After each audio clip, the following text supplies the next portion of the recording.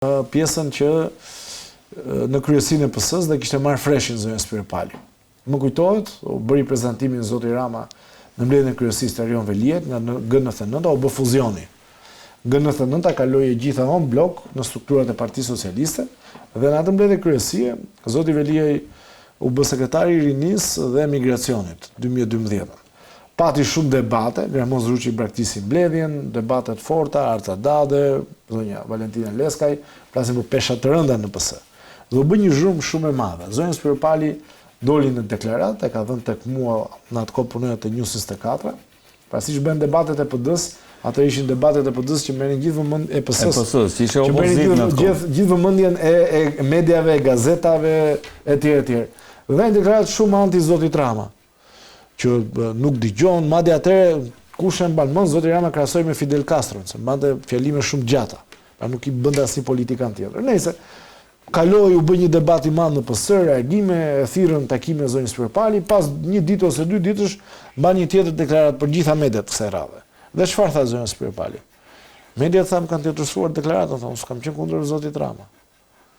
Pra dhe tani unë besoj që ajo ka thjesht për interes personal, nuk ka as kapacitetin që të bëjë një lëvizje brenda PS-s për të bërë ndryshime, katarsis, pastrim, dhe mbi gjitha është tek njerëzit kryesorë të zotit Rama. Edhe sikur të doja ajo ta bëj.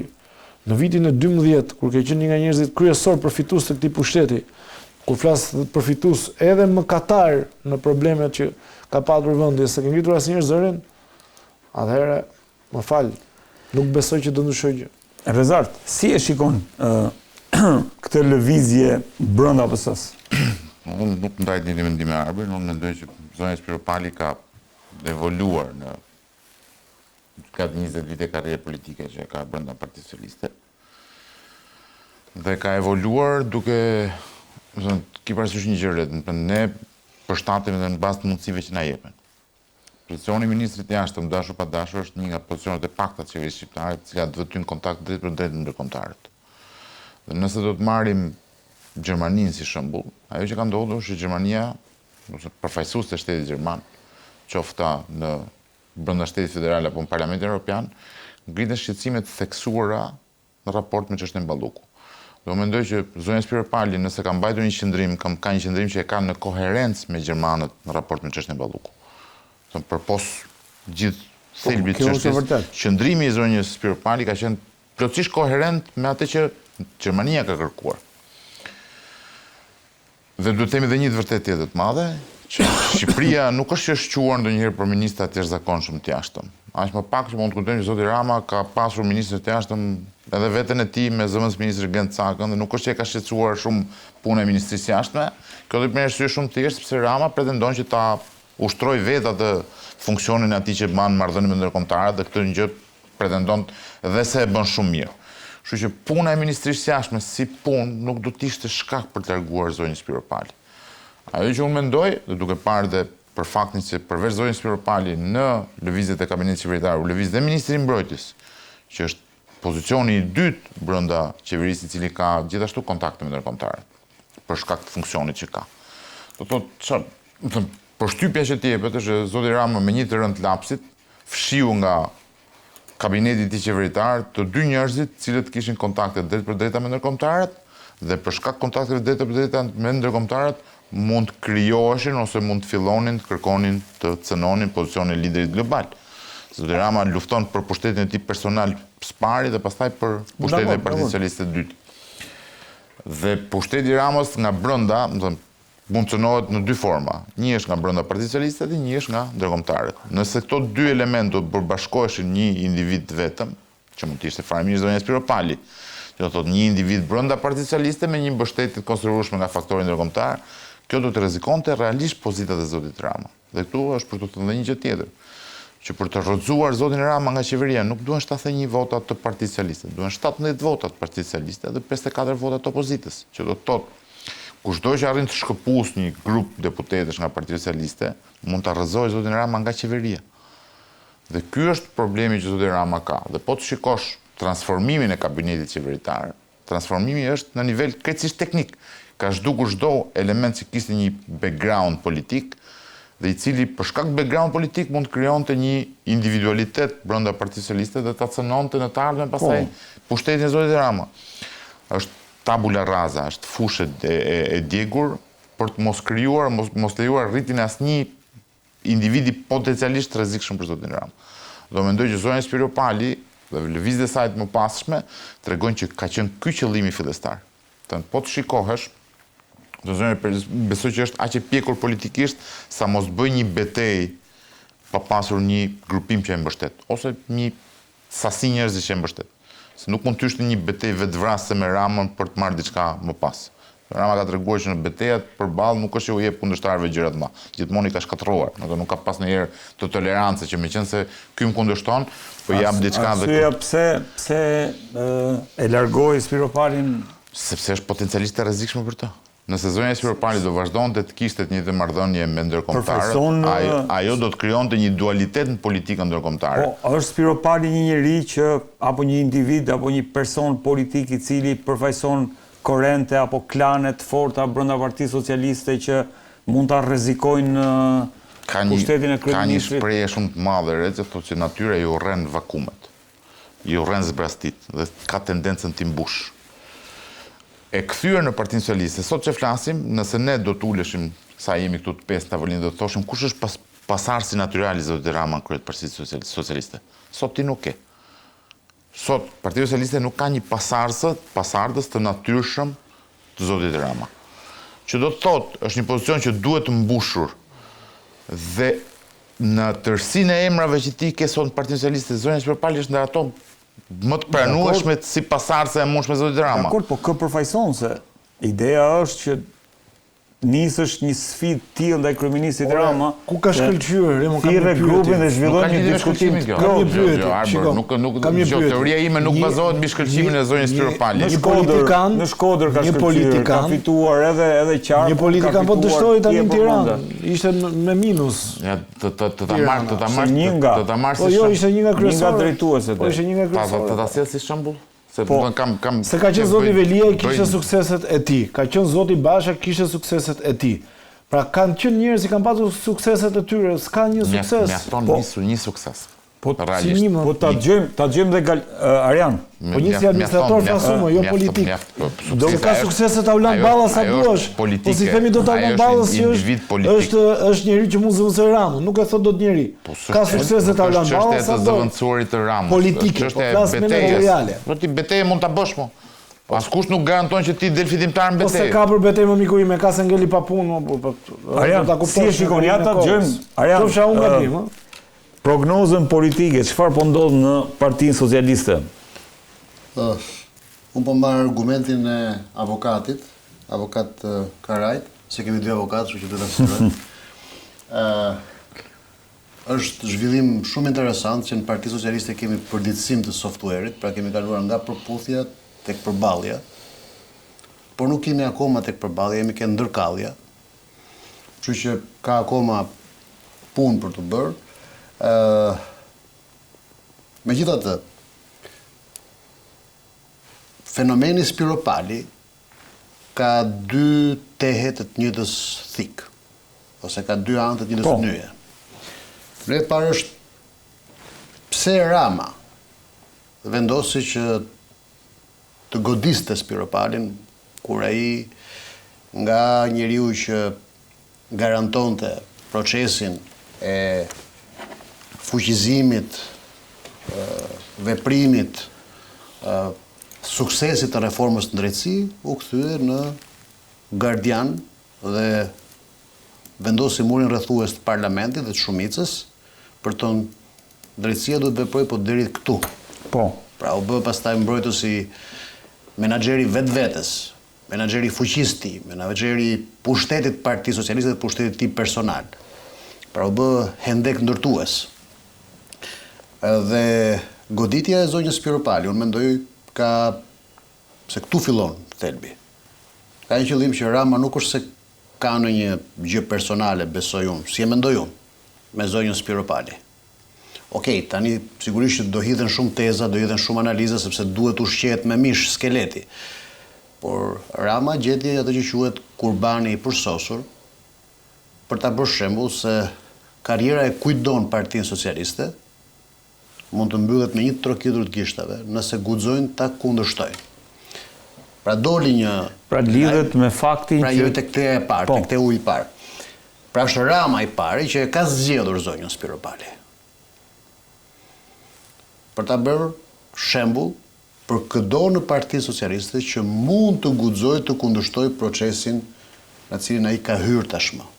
Sa ai e ndjen më shumë se kushdo tjetër që tani është në zonën e rrezikut. Dhe nuk është puna thjesht vetëm për rrezik pushteti. Shumë më tepër se sa rrezik pushteti. Ana tjetër e teut të njëjtës thik apo e të njëjtës nyje po duash është se zonja Spiro Pali e ka mirëpritur këtë rol. Kështu e mendoj unë, kështu e shoh unë. Unë gjithmonë përpiqem të shoh përtej asaj që është retorika e përditshme në mediat shqiptare dhe në analizën shqiptare. Se unë mendoj që zonja Spiro Pali ka nevojë për protagonizëm gjithsesi. Pra nuk ka nevojë për punë, nuk jam dakord me Arbrin, a nuk e bën këtë se ka metodë pa punë, ajo ka nevojë për protagonizëm. Dhe për sa kohë loja ka 2 lojtarë, të cilët e zhvillojnë nën kontroll procesin. Pra është e kontrolluar e gjitha. Po besoj se po. Momentin që unë mund të mendoj se është jashtë kontrollit është vetëm nëse do vi këtu te emisioni jonë. Nëse do të ketë ndërthurje të 3 elementeve bazë. Po. Kur fillon shturja e një regjimi. Dhe ky është manual global. Nuk është vetëm shqiptar. Shturja e një regjimi është kur fillon përplasja e parë me aleatët perëndimor. Dhe shenjat kanë filluar të duken. Por kjo, pra në fazën e parë, shoqërohet ende me deklarata të buta dhe më shumë me mesazhe të drejtë për drejta në dhomat mbyllura. Hapi i dytë është kur fillon konflikti i brendshëm, por kur bëhet serioz konflikti i brendshëm. Pra kur ka palë të cilat vendosin ta ndajnë shapin nga sheqeri brenda ekuilibrit në partinë që ka shumicën. Pra fillon presioni dhe trysnia ndaj njeriut që ka qendrën e pushtetit, sa i duhet me lëshu ose duhet me hap krahun. Pra ose me lëshu pushtet, ose me hap krahun. Dhe hapi i tretë pastaj është veprime konkrete nga partnerët ndërkombëtar që ka të bëjë me izolim diplomatik, me ndërprerje fondesh, ndërprerje bashkëpunimesh e kështu me radhë. Në qoftë se Spiro Pali është shenjë apo simptom e kësaj faze të dytë, sepse fazën e parë e kemi parë, ajo do duhet të jetë aty ekip, pra do duhet të jetë e grupuar. Në qoftë se është e vetmuar, atëherë ajo është përzgjedhja e përsosur e Ramës për ta konsumuar, që mos të ndodhë ky hapi i dytë. Shumë e saktë është. Po. Kjo është. Megjithatë, Rama nuk kontrollon dot hapin e tretë. Kështu që pak rëndësi ka radha që vendosa unë në të treja hapat, por ajo që do të shohim ne në javët dhe muajt në vijim dhe që duhet ta ndjekim me vëmendje është çfarë do të ndodhë me ndërkombëtarët. Drejtësia duket se është e vendosur që të ecë në rrugën e saj pa kompromis, pa negociata, pa luhatje. Pra qendra e cila do të vendos tashmë fatet, jo vetëm politike, por fatet shtetbërëse të Shqipërisë, është drejtësia e re e cila mbështetjen bazë ka tek Shtetet e Bashkuara të Amerikës dhe te Bashkimi Evropian, edhe tek Gjermania po të duash. Se nuk ka ndryshim në këtë gjë. Janë të unifikuar në këtë gjë. Pra në mbështetjen që kanë ndaj SPAK-ut dhe drejtësisë janë të unifikuar. Nuk kanë, ata mund të kenë diferenca në mënyrën se si trajtojnë lojtarët politik dhe çfarë bëjnë konjunkturalisht me lojtarët politik brenda vendit. Kursi po thua? Por drejtësia është busulla e tyre. Pra nëpërmjet drejtësisë ata po flasin. Dhe ne po shohim shenja, po shohim gjurmë që drejtësia deri tani nuk po lëshon pe. Nuk po bën hap pas. E vetmja gjë që mund të bëj politika është që të menaxhojë atë që është ekuilibri i brendshëm, e para punës brenda grupimeve politike, pra 2 grupimet të mëdha, edhe pastaj ndër grupimet politike ku të dyja palët pastaj luajnë ping-pong me njëra tjetrën për ta mbajtur fushën e zënë vetëm ato të dyja.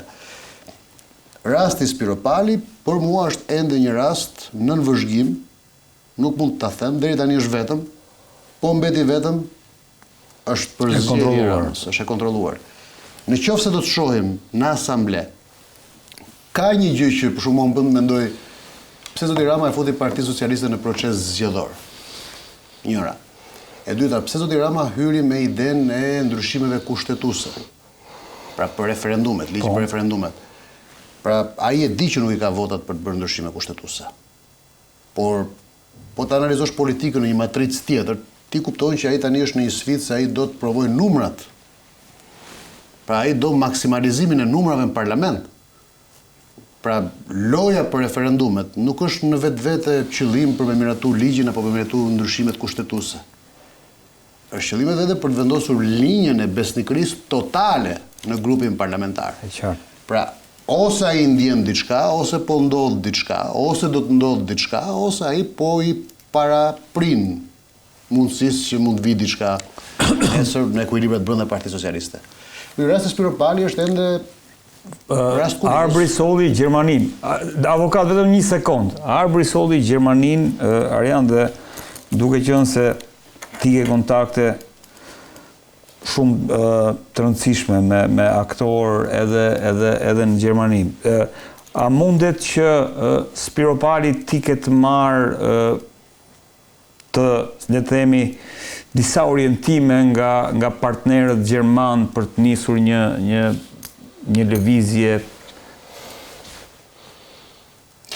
Shiko, unë nuk njoh shumë aktorë aty, kam dashur takoj një aktor aty që ka pasur në filmin Bastard para shumë vitesh, po s'e kam takuar dot. Por ajo që mund të them është kjo që unë nuk besoj që kjo është lojë ndërkombëtare. Okay. Unë nuk besoj që kjo është lojë ndërkombëtare. Unë besoj që këtu pastaj ka konveniencë, ka përputhje interesash dhe loje, ku secili aktor bën lojën që mundet duke patur përfitimet përkatëse. Pra, është më shumë rakordimi në nënkuptuar se sa... Avokat, po! Ored, me shumë respekt për kolegët aty, më duket si ku po e veshim me shumë teori konspirative këtë çështjen e zonjës Spiro Pali. Unë kam dëgjuar dhe po duash pastaj I beson, po duash nuk I beson, historira të qëndësishme që për shembull zonja Spiro Pali mund të ketë shkelur në kallo sepse ka bërë veprime me ndërkombëtarët ose ka qenë në takime me ndërkombëtarët ku mund të ketë, nuk po them të ketë folur keq, por të mos ketë mbajtur atë qëndrim që ka realisht dëshirë që të mbahej në artëmadhënia e tij. Ose një histori tjetër që edhe këtë kam tentuar që ta besoj, I është ajo e Porto Romanos, ku në mënyrë të beftë Gjermania, të paktën kështu thuhet, ka marrë dosjen e atij tenderi sepse gjermanët kanë pasur një lloj interesi të veçantë për të pasur Porto Romanën, për ta ndërtuar. Dhe këta ja kanë adresuar zonjës Spiro Pali si personit që mund ta ketë shitur në thonjza, apo flas sepse nuk. Por për te këtyre, unë dua ta shikoj shumë herë më thjesht dhe po e rikthem edhe një herë. Për mua, kjo është një çështje që ka thjesht inate grash. Unë e shikoj si një lloj dualizmi midis zonjës Spiro Pali dhe zonjës Balluku.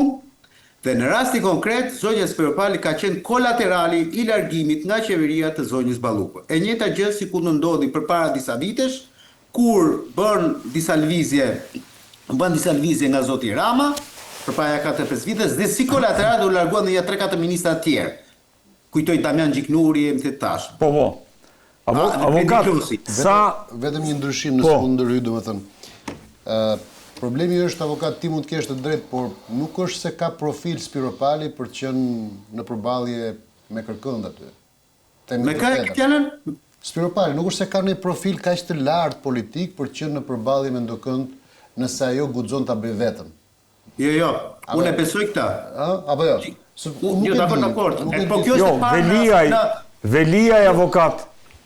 Shiko, A mund të jetë në prapasken Veliaj? Tu desha dalë, më dëgjoj me kujdes. Po ta vësh re, nga të gjithë ata se ceku pak pak më përpara, por nuk është u elaborua. Nga të gjithë ata që kanë ardhur në Partinë Socialiste nëpërmjet GNTH-s, aty ka ngelur vetëm një person. Është zoti Arben Mazniku. Të gjithë të tjerët janë spostuar me terezi, i themun. Jo, ka në nivele Po drejtuesësh. flas nivelet e larta më arber, nuk po flas roja e parkingu tani. Po flasim për Në bashki janë shumë Cili nisa, lartë? po dish. ashtu. Aty janë dhe Elisa Spiropali ka qenë ndër të fundmit, le të themi, që ka ardhur nga GNTH, ose nuk po them nga GNTH, po ka ardhur nga i bloku i zotit Erion Veliaj. Edhe kjo mund të shihet në këtë lloj prizmi. Ndërkohë që po të them edhe një tjetër, mos duket shumë shqiptare kjo histori. Ore, pse nuk e doni ta besoni idenë, domethënë që zonja Belinda Balluku, si një femër inaçore, se tillë është, mos e shikoni si politikane të regjë ju këtë mo.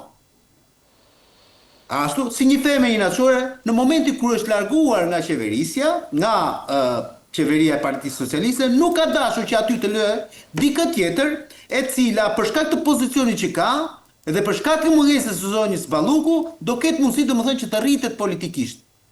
Dhe po t'i ktheje sadopak idesë së zotit Rama të para një viti që thoshte në 2030 në Shqipëria do ketë femrën e parë kryeministre, neve të gjithë na shkojmë mendja o te zonja Balluku o te zonja Spiropali aso kohë. Edhe në momentin kur ka një qasje nga ana e Spakut dhe gjykatës kundër zonjës